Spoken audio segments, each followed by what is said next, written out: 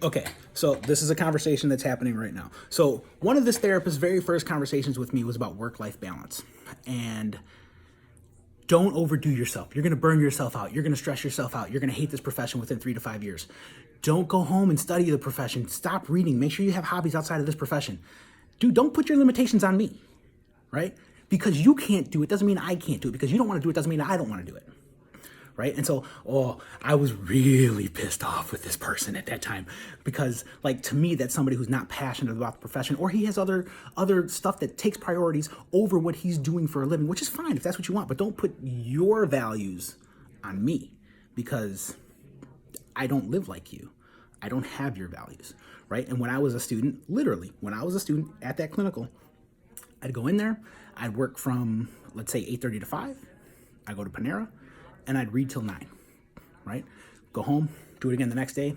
Weekends, worked, 8 to 12 hours a weekend.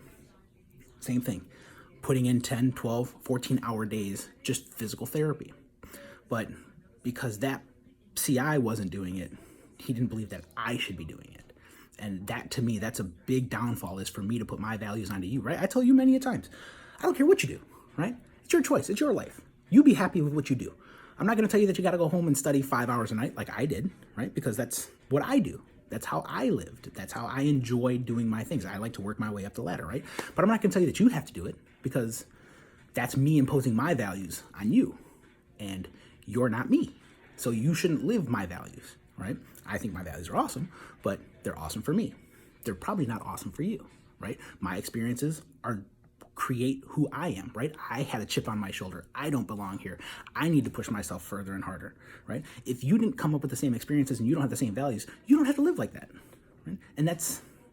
And so I got really frustrated with that person, and I'm still a little frustrated with that person, if you can't tell.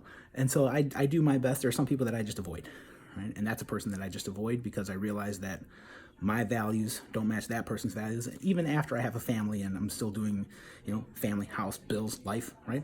My values are still there, still putting time into the profession, however I can, and so our values don't match.